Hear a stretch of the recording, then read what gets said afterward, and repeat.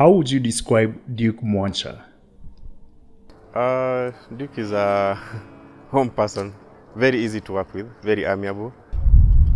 I think he's very result-driven, smart, and a guy with lots of progressive ideas, very patient guy. It's a tough one, but there are a lot of things I've learned from him. To me, he's such young, talented, and a go-getter. He encourages you, things will work for you as much as you have the passion and you can try. I first met him in Dadaab, that's where he was first based. And I saw this man was very enthusiastic about the whole project. He embraced it fully. And based on that, we were able to achieve a lot. We've just had the Dadaab rollout this year based on the groundwork we did together with him. Then when he came to Nairobi, we've been meeting often, just discussing the project and trying to see how we can make it better. I met Duke through work when I was reporting stories about refugees living in Kenya. And Duke, it's an excellent, communication person who provided loads of help for the journalist and, information that I needed, and I really enjoy working with him. Well, Duke, when I first met him, he was just young man, outgoing, humble, welcoming. In fact, maybe his BR work gives him a lot of kind of energetic and welcoming.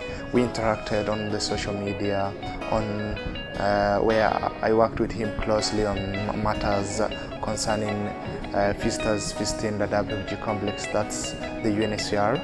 As the BR person, as the communication person, then we used to work together. Like I used to be his liaison officer in the field, taking journalists around, researchers. He inspires, he instructs, and he was just like more of a close colleague. I joined UNHCR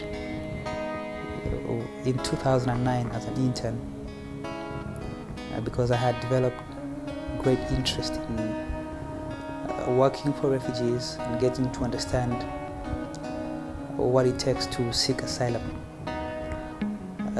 So my internship was 6 months, and it was a very successful internship. So afterwards I was given opportunities, communication and external relations opportunities here in Nairobi, and then later on in Kakuma refugee camp, much later in the Dadaab refugee complex. In the past 1 year, I have had a great privilege of being the media focal point for UNHCR in Kenya. I have had a wonderful working relationship with colleagues within UNHCR, colleagues in the organizations that we work with, and also friends in the media fraternity.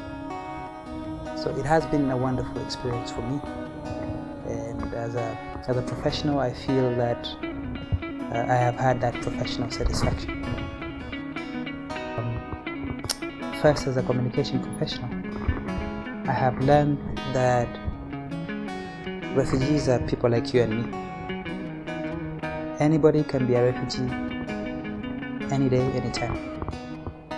And therefore, it is upon us to think of refugees as people who have aspirations, people who have dreams, people who have needs, and people who can do great things when given opportunity.